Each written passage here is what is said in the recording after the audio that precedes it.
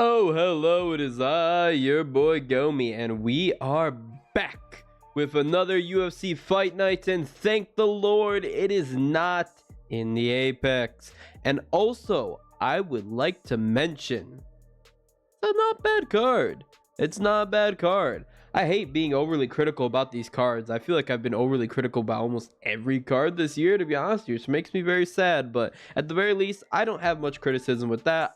This card, I do not like the main event, I will be honest with you, but I can see why people like it. But I don't like the main event. Other than that, I do like the card. I think every other fight on this card is pretty solid. It's okay, and it belongs at a fight night, especially one going around into traveling. Like, I love it when they travel. I hate the Apex now. I used to be a big proponent for the Apex. Now I freaking hate the Apex. But oh well, enough of the rant. Let's get into a good card. We're gonna be looking at UFC St. Louis. And the first fight on the card is going to be JJAldrich versus Veronica.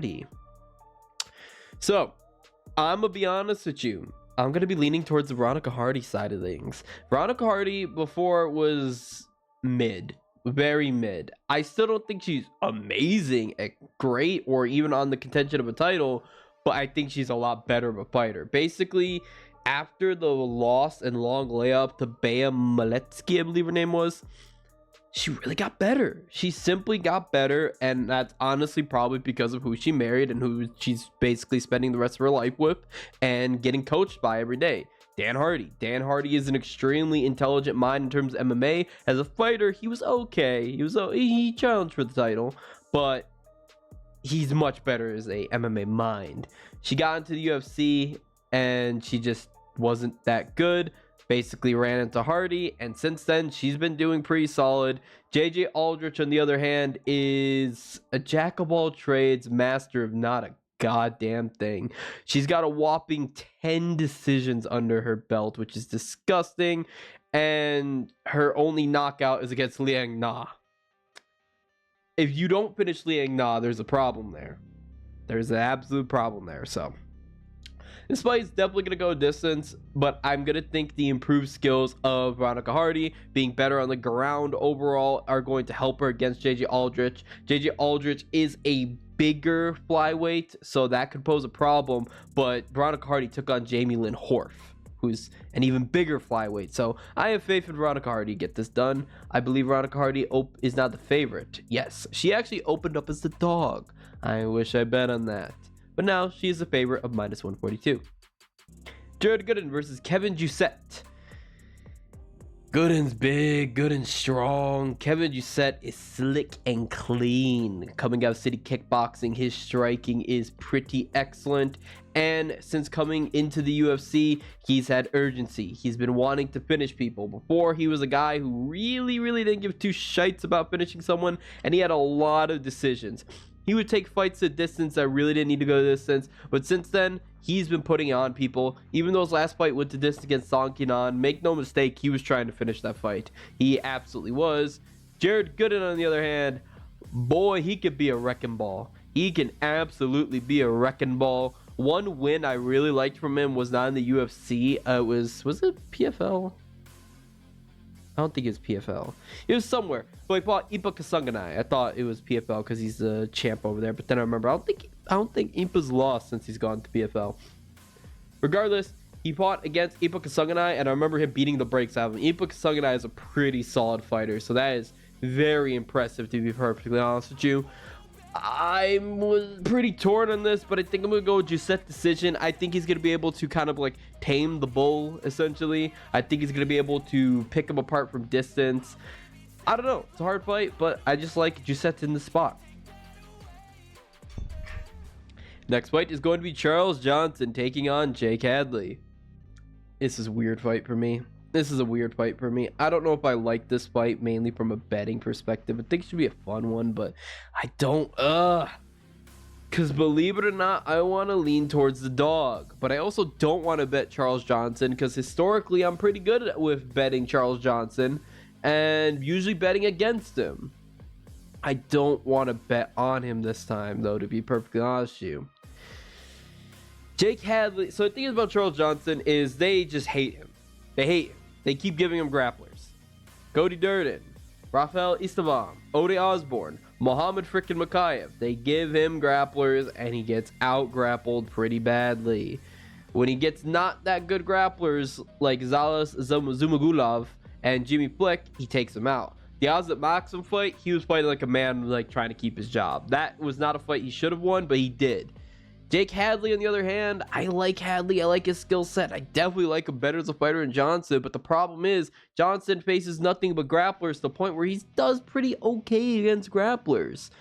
It's still, he loses to them, but that's still his win condition. The win condition to beat Charles Johnson is via grappling. Hadley is a grappler who doesn't grapple, if that makes sense. Like, it's weird. He just doesn't give two shites about taking the fight to the ground, and he'll usually be content with standing and banging, and then if he could drop you, oh god, you're done. You're going to be on the ground, and he's gonna submit you. But otherwise, like, takedowns aren't really there for Hadley. As Johnson is not getting taken down or pressured up against the fence, he's going to be throwing more bombs and more shots, and Hadley does not have one-shot knockout power. Screw it. I'm going to take Johnson. I'm going to take Johnson by decision, though. I definitely think it's going to be go distance, so. Weird one. I don't like that fight. Billy Golf. God damn, Billy Golf looks like a freaking Chad versus Trey Waters, who does not look like a Chad. Oh, God. Maybe I'm rethinking this. But yes, Billy Golf and Trey Waters. So it should be a solid fight. There's not much to say about this. Really, Trey Waters is just going to be a pretty clean kickboxer with a massive height advantage. Like, Jesus Christ. And Billy Golf is a bulldozer. He's also a tank. He loves to run forward. He loves to just suffocate you. He's got power. He's a dog. But Waters is intelligent and smart with it. So you're picking the dog or you're picking the pretty kickboxer. I think I'm going to be going with the dog. But I don't think Trey Waters is going to get knocked out. I think Trey Waters is too tough for that. He's too good in the pocket, too good at avoiding shots and avoiding strikes. He's been knocked out before, but I'm going to go with Billy Golf by decision. Tabitha Ritchie versus Tisha Pennington. This is the only fight on the card that I genuinely think I think is bad. Like, I'm looking at this.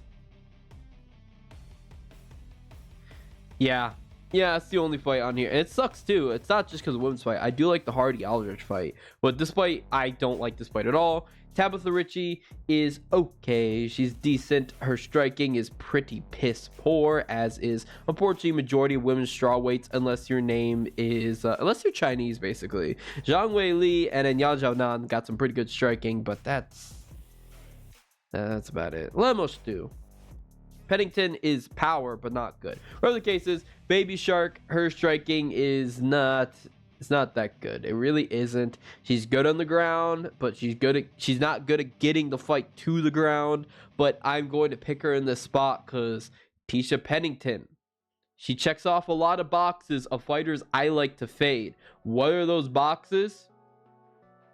2-year layoff, I believe. Yep, 2-year layoff. Last spot was in April of 2022. And pregnancy. Yes. If you're going, who's Tisha Pennington? It's actually Tisha Torres. She got married with Raquel Pennington and had a baby. Yeah, no. I'm fading that. And I'm fading that only for that reason, because otherwise I think Tisha Pennington or Tisha Torres is much better at the clinch and much better at getting the fight, stalling it, and I definitely think she can absolutely win a decision. If you're gonna bet this fight, you should probably call 1-800-GAMBLERS, but if you absolutely must bet this fight, it's dog or pass, and I swear to God, if Ritchie is the dog. Ritchie is the favorite, but not by much. I don't care anymore. Terence McKinney versus Esteban Ribovic. Oh God, I don't know how this fight's gonna go. I really don't. I really don't. Well, actually, it's a lie. I do know how this fight's gonna go. It ain't going the distance. Terence McKinney fight. It's Terence McKinney fight. The fight to not go distance is going to be -600. I already tell you that right now. It's going to be -600, -500, -550. Doesn't matter. There's no point in betting it. There's no point in betting this fight. Terence McKinney is so iffy if he's gonna get a knockout, if he's not. Basically, if it gets past the first round, you're dead, McKinney. If it's in the first round, we're probably staring Esteban Ribovic's corpse. But Esteban Ribovic is too tough to get knocked out. He's very solid on the feet, very solid on the ground. McKinney's very solid on the ground. Esteban Ribovic, I think he could get submitted. I think Terence McKinney could get a submission with some hellacious ground and pound. But make no mistake, even McKinney comes out like a bat out of hell, knocks him down, virtually 10-8s him. There's still a chance Ribovic can come back. I mean, look at what Drew Dober did to McKinney. But then again, that's racially motivated Drew Dober. That's just a joke. I'm going to take Terence McKinney by submission. It's going to blow up in my face, but I just see a path for him. I see a path. I don't know where that path is. I don't know what the hell this fight is. I love this fight, but I also hate it. Don't bet this fight, but God, I love this fight. God, I hate this fight. I don't know. I am so bipolar in terms of this fight. This is the quintessential definition between Chase Hooper and Vasyl Bukhev of striker versus grappler. Chase Hooper is an elite grappler, but he struggles to get the fights to the ground. That's a common trend here. It's a common trend for a lot of players here. If Chase Hooper gets it to the ground, you're dead. If he gets it to the ground, you're dead. Vasyl Bukhev, he on the ground, he will die. He will die against Chase Hooper. But if this fight stays standing, if he defends his takedowns, if he doesn't get to the ground, Bukhev will murder poor Chase Hooper. This is literally like Bukhev's ground game is virtually 0. Chase Hooper's ground game is like almost 100. Both submissions and ground and pound are vicious from him, which is so weird. He's got such good ground and pound, but he get punched standing. But Bukhev standing, ooh boy, he massacres people. Oh boy, he'll massacre a very small Chase Hooper. I still don't know how I feel about Chase Hooper at lightweight. I still think I'd like him better going down to featherweight, to be honest with you, but also, why does he have such a baby face? But yeah, I don't know. I'm rooting for Chase Hooper because I like Chase Hooper. I find him funny. I like him. But I also do like Bukhev. And I want to see the dance. I want to see the funny dance. I'm gonna go. This is so hard. Oh. I'm gonna go Bukhev by TKO. I like how Chase Hooper's been lately and the striking's been improving. But it's still like a 10 out of 100. But give me Bukhev. Give me Bukhev. And here's actually the fight I'm probably most excited for, to be honest with you. Waldo, where's Waldo? Cortez Costa. What's his nickname, by the way? I hate you. I hate you.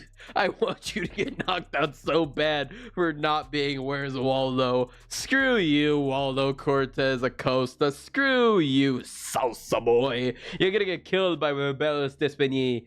Robelis.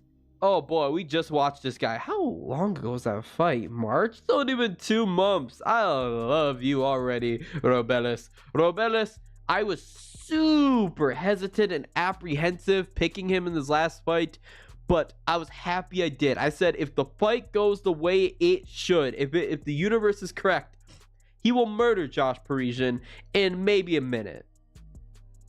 He murdered Josh Parisian in 18 seconds. Waldo Cortez Costa got outboxed in a boxing match by some 43-year-old I can't remember. I really don't. I want to see if I can look that up. I completely forgot about that. Probably not going to show that on... Should I? It is not. No. No. No. Alright, not showing it. Oh well, I'm about to sneeze. I don't want to sneeze. I'm gonna hold everything back from sneezing.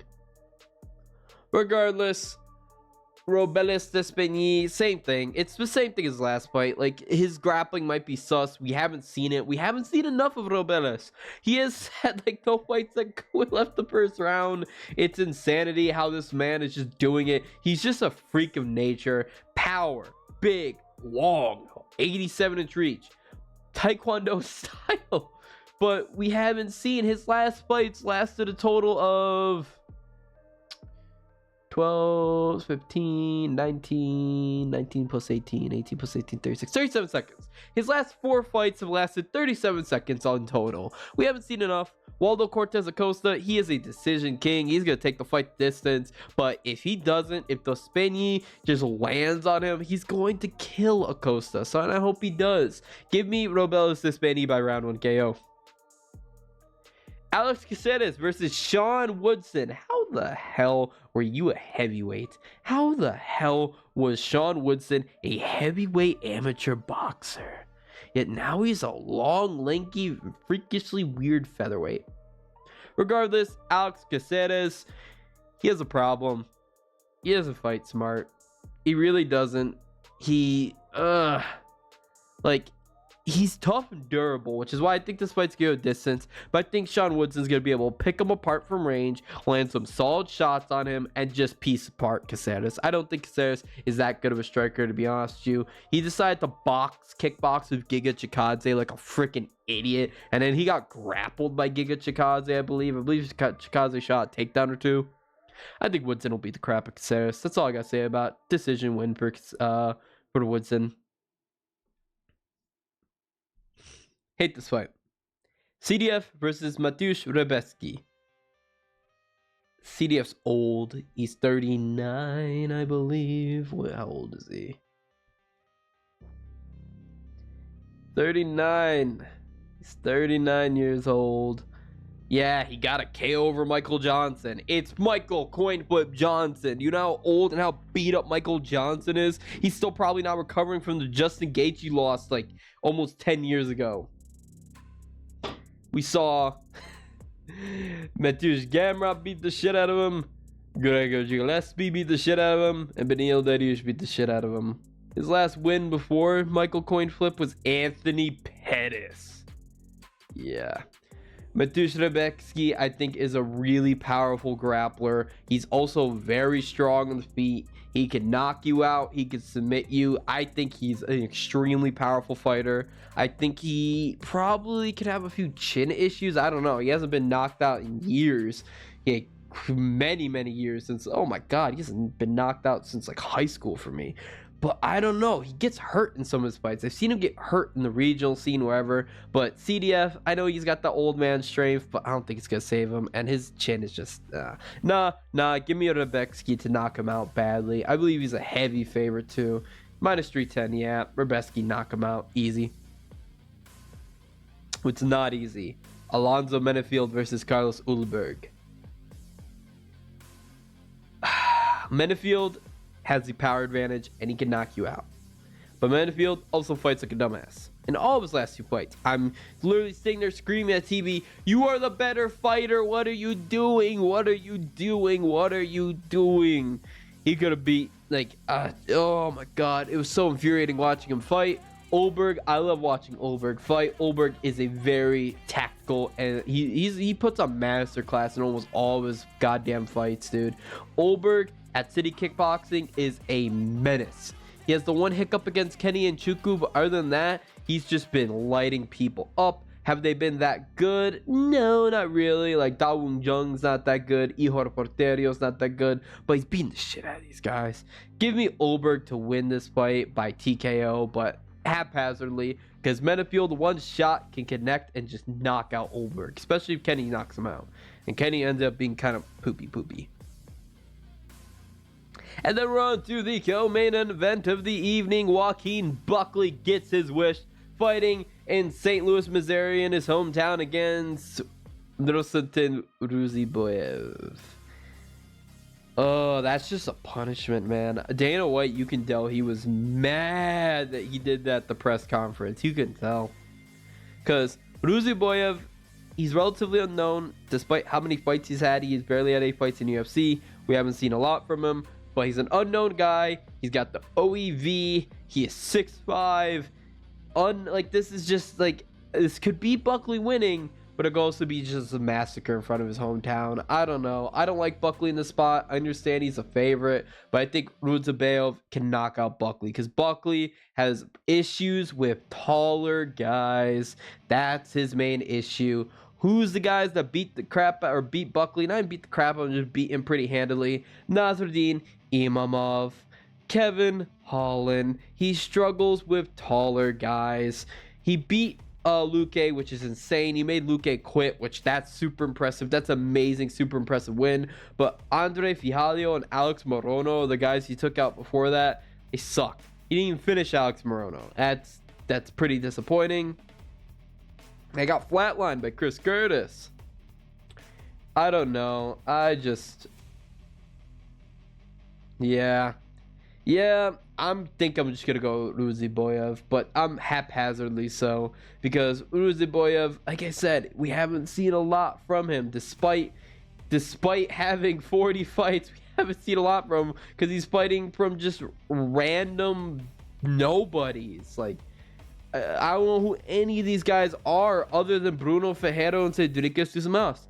Bruno Ferrero's an insane power puncher and he's strong. That's an impressive win to knock him out. And if you knock out Ferreira, you can knock out Buckley. But Cedric Dumas, and he didn't even look that good in that fight. To be honest with you, it was a nut shot, I believe, or it was an eye poke that led to the W. Yeah, I don't know. I don't like this fight that much, to be honest with you. I don't like it for Buckley. It's kind of sad. You give him a hometown fight against one that I think it's going to be a tough matchup. Give me Ruziboyev to win by KO. But I want Buckley to win. I do. I like Buckley. And Derrick Lous versus Rodrigo Nascimento. I hate this fight. Derrick is going to be a heavyweight matchup between Derrick the Black Beast Lewis, 39 years of age, 27 wins, 12 losses, 22 knockouts, 1 submission. I still can't believe he has a submission. 6'3" in terms of height, orthodox stance, 75-inch reach, disadvantage, a 0.153 takedown average, a 52.62% significant strike accuracy, minus 160 favorite with significant wins over Marcos Rogerio de Lima, Christakis, Curtis Blades, that's a very good win, and Aleski Olenek. Standing across from him is going to be Rodrigo Nascimento, 31 years of age, 11 wins, 1 loss, 2 knockouts, 6 submissions, 6'2" in terms of height, orthodox stance, 80-inch reach advantage, a 1.20 takedown average, a 55.26% significant strike accuracy, plus 135 underdog with significant wins over Dontel Mays, Lili Latifi, I suck at saying his name, Tanner Bozer, and Alain Boudou. I don't know why I made a card for this fight, to be honest with you. It's very clear Derrick Lous is going to either knock him out or Rodrigo Nascimento is going to decision him in a very boring manner, but I just don't see him doing that. He does not have the grappling ability of a Gelatin Almeida. He doesn't have the submission ability of a Sergey Spivak. He's just a very basic, and I'm sorry, overweight heavyweight. I'm sorry, I have to, it's disrespectful, but he's just one of those guys. He has 6 submissions, yes, but who's he submitted lately? Dontel Mays is really it. And that was in the first fight. But the main thing where I truly don't want to pick Rodrigo Nascimento, the true thing, is who he was lost to, who he was knocked out by. It was Chris Dawkins. If you lose to the Dawkins brothers, Chris or Kyle, I'm not picking you ever. I don't want to pick Lewis because I think Lewis is garbage. I'm sorry. I know a lot of people like Lewis, but he's a punch merchant. You get someone even remotely better than him at punching or even remotely more skilled than him, they're going to beat the piss out of him. He's 1-4 in his last 4 fights. Last versus he beat was Curtis Blades. I don't know how the hell he did it. Well, perfectly timed uppercut because Curtis Blades was biting like a dumbass. My thing why I don't like Curtis Blades. Yeah, give me Lewis by KO. That's it. I don't have anything else to say about this, but there's a chance that Rodrigo Nascimento could do something stupid and ragdoll Lewis. I don't know. All I can say is I am very good at picking Lewis fights. I am extremely good at picking Lewis fights, by the way. Very good at picking Lewis fights. Very good. I shit you not. I'm wrong on the De Lima fight. But other than that, I've gotten all his fights correct up until the Junior Dos Santos fight. No, I'm stupid. I got all the way up to the Volkov fight. I got the Volkov fight wrong. More than that, I knew he'd lose to DC. I knew he'd lose to Junior Dos Santos, Ivanov, Latifi, Olinchek, Curtis Blades. Yes, I picked Derrick Lous to beat Curtis Blades, but that was just out of spite. Cyril God, I knew would beat him. I picked him to beat Dawkins. I said, if you don't beat Dawkins, you're out the UFC, and I knew he'd beat Dawkins. And I knew Ty would beat his ass. I knew Sergey'd beat him. I had round 1 submission for Sergey Pavlovich. I literally bet round 1 submission for Sergey Spivak. I bet that. That was a good bet. I was wrong on De Lima, and I was right on Almeida. I have only missed 1 fight from Lewis since what, 2019? 2018. Trust me, he'll win this fight. He'll knock him out. That's gonna be boring. It's not gonna be boring, but I don't know. Whatever the case is, I don't like it. I don't like this. It stop making heavyweight main events. Honestly, the co-main event should be the main event. But once again, this has been your boy Gomi. Let me know what you think in the card below. Let me know if you think Buckley is going to win. Let me know what you think of the Black Beast, Derrick Lous. And bye-bye.